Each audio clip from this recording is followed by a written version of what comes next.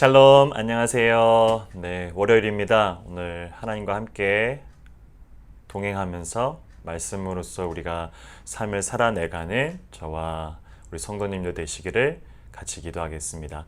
말씀을 볼 텐데 오늘은 에스더 8장 1절에서 10절까지의 이야기입니다. 다 읽지는 않고 제가 중간중간 하나씩 그냥 바로바로 설명을 하는 게 더 좋을 것 같아요. 우선 시작을 그날 아하수에로 왕이라고 합니다.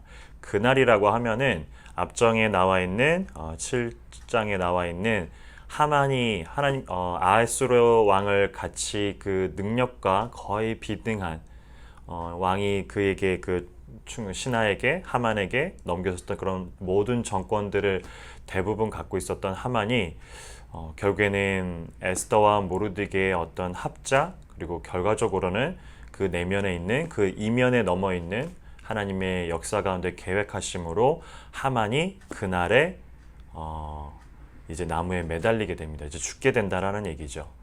즉 이제 앞정에 보면은 정말로 이렇게 좀 재미난 이야기들이 있어요. 처음으로 돌아가 보면 모르드게 에스더 왕 후에 사촌인 모르드게가 왕의 누군가가 이 왕을 암살하는 것을 미리 알고 왕을 위해서 저지를 하는 그런 장면들이 나왔습니다. 하지만 왕이 특별하게 이 모르드게에게 어떤 것을 하산하진 않아요. 어떤 것을 상을 주거나 어떤 직위를 높여주거나 이런 일들이 없었었죠. 하지만 하만이 이 등이가 되고 그리고 이제 하만이 왕권들의 대부분들을 쥐어주고 있을 때 자기에게 모든 사람들이 절을 하고 그리고 이렇게 수그리고 있지만 모르드게만은 하만에게 고개를 숙이지 않는 것을 보고서 좀 분개합니다. 그리고 이내는 이 모르드게만 처단하는 것이 아니라 모르드게가 출신이 유다인이라는 것을 알게 되고 유다인 전체 민족들을 멸하려는 그런 계획들을 꾸미고 있었죠. 이것을 알게 된 모르드게가 왕궁 앞에서 이제 본인의 그런 간청함들을 표현하면서 계속 석고대죄하고 있는 모습이었겠죠. 그리고 이것을 에스더가 알게 되고 에스더가 왕을 초청하면서 아무 말도 안 합니다. 첫 번째 잔치 때. 그리고 왕뿐만 아니라 하만도 그의 충직이었던 하만도 같이 초청을 해가지고 같이 이야기를 나누죠. 하지만 아무런 그런 간청을 안 합니다. 왕이 얘기합니다. 왕이여, 그대의 소원이 무엇인가? 내가 나라의 절반이라도 주겠노라라고 얘기합니다. 에스더가 지금은 얘기하지 않고 다음에 얘기하겠다고 합니다. 그리고 이내 다음이 됩니다. 그 다음이 되기 전에 왕이 한번 돌아보니까 꿈에서 나타나는 그런 자신을 보호해줬었던 모르드게의 그런 행적들을 생각하게 됩니다. 하나님의 개입하심이었겠죠, 역사 가운데. 그리고 신하들에게 물어서 그 이후에 이 모르드게가 어떻게 되었느냐라고 했을 때 아무것도 하지 않았고 지금 왕궁 앞에서 저렇게 간청하고 있는 자가 바로 그 모르드게라고 이야기합니다. 그를 세워주게 되죠. 그리고 에스더가 두 번째 그런 두 번째 잔치를 베풉니다. 왕과 하만을 위해서. 그리고 그 자리에 나왔을 때 하만이 그 순간들을 보게 됩니다. 왕에게 다가가서 왕이 모르드게에게 자기의 생명을 구해줬던 모르드게에게 많은 것들을 주라라는 그런 이야기들을 했을 때 이 하만이 얼마나 많이 고민을 했을지 모르겠어요. 표정도 아마 장난이 아니었을 것 같습니다. 지금 자기 눈앞에서 사라져도 못마땅할 이 모르드게를 자신의 손으로 명으로 왕의 분분대로 이 그를 이제 어떠한 것을 해야 되는 그런 상황들. 아마 하만의 표정들이 장난이 아니었을 것 같습니다. 그런 와중에 그런 긴박한 그런 와중에도 하만이 가만히 있지 못하고 바로 왕후의 그런 명령과 왕의 그런 간청에 의해서 그가 같이 그 자리에 합석이 됩니다. 그 잔치에서. 그리고 다시 또 아하수에로 왕이 에스더 왕후에게 묻습니다. 그대의 소원이 무엇인가? 이랬을 때 에스더가 이제 죽으면 죽으리라는 그 마음가짐대로 진짜 행합니다. 왕이여, 우리 민족이 죽게 됩니다. 그것을 왕이 내버려 두지 않습니다. 누가 그런 일들을 꾸몄느냐? 바로 저자입니다. 하만을 포인트합니다. 가리킵니다. 왕이 정말 많이 화가 나고 결국에는 하만이 모르드게를 위해서 죽게 하게 될 그 만들어 놓은 나무 괴짝에 결국에는 하만이 매달리게 됩니다.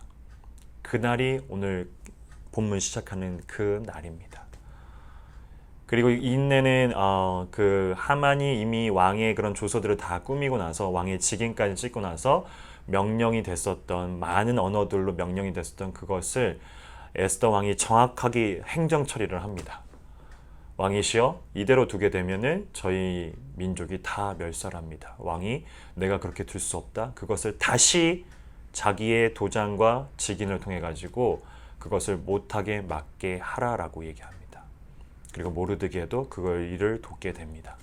그리고 하만이 가지고 있었던 집 아마 아하스로 왕의 충신의 집이었기 때문에 아마 사이즈도 그렇지만 왕궁과 가까웠었겠죠. 그리고 그 모든 그런 소유물들을 에스더 왕후에게 주고 에스더 왕후는 자신의 사촌인 모르드게가 그것을 모두 다 관리하게 만드는 것으로 오늘 본문들은 끝나게 됩니다. 이 모든 저변적인 이야기들을 들어보면 하나님께서 개입이 안 된 순간들이 없음을 발견하게 됩니다. 왕에게 어느 날 그의 꿈 가운데 나타나서 모르드게의 그 행적들을 다시 되새기게 되는 리마인드 시켜주는 부분부터 이 모든 그런 절차들이 하나님께서 개입을 하실 수밖에 없는 그런 순간들이 있었음을 저희가 에스더동에서 보게 됩니다. 하지만 하나님께서 그렇게 개입을 하셨음에도 불구하고 당시에 이 에스더의 죽으면 죽으리라는 그 고백들이 자세히 들여다보면 모르드게와 에스더는 둘의 어떠한 그런 괴략으로 왕을 속이고서 왕후가 되고 훗날 왕후의 출신과 그리고 모르드게의 그런 행적들을 알게 된다라면은 조금만 비틀어서 생각해 보면 아하스로 왕이 이 둘을 처단하는 것은 사실 문제가 되지 않았을 거라고 저는 생각이 들어요. 속인 거기 때문에 왕을 속여서 이렇게 만들어 놓은 거기 때문에. 하지만 이 가운데서도 에스더 끝까지 나와 있는 10장까지 나와 있는 이야기 가운데 그러한 부분들은 보이질 않습니다. 하지만 이런 결국에 우리가 그 결과를 알 뿐이지 에스더가 진행됐었던 모든 상황들을 지켜보면 굉장히 긴박하고 그리고 일순간이라도 타이밍을 놓치게 되면은 그 둘은 곧 없어지겠죠. 그리고 그것뿐만 아니라 유대인 이 민족의 그런 혈통이 끊어질 수도 있지 않았을까 싶어요.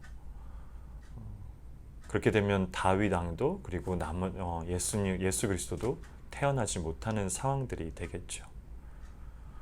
하지만 이 역사 가운데 분명히 하나님께서 개입을 하셨고 그 개입하시는 것 과정 가운데는 안락하고 편안하고 어떤 이런 길들만 나와 있었던 것이 아니라 당시에 이 에스더와 모르드게 그리고 유다 민족들에게는 금식 기도와 그리고 중보 기도를 요청할 만큼 굉장히 긴박하고 간절하고 그리고 죽느냐 사느냐의 문제였기 때문에 더 그들의 역사 가운데서는 굉장히 힘든 시기를 지났을 거라는 생각이 듭니다.